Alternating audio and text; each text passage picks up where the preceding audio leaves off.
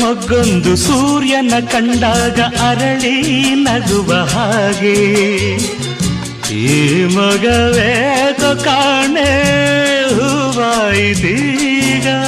ಕತ್ತಲು ಎಲ್ಲೆಲ್ಲೂ ಮುತ್ತಲು ಭಯದಲ್ಲಿ ಹೂ ಬಾಡುತ್ತಿರಲು ಈ ನಿನ್ನ ಕಣ್ಣ ಕಾಂತಿ ಹೊಸ ಜೀವ ತಂದಿತು. ಜಾಣೆ ನುಡಿಗಳೋ ವೀಣೆ ಸ್ವರಗಳೋ ಕಾಣೆನು ಪ್ರೇಯಸಿ ನಾನು, ಕಾಣೆನು ಪ್ರೇಯಸಿ ನಾನು.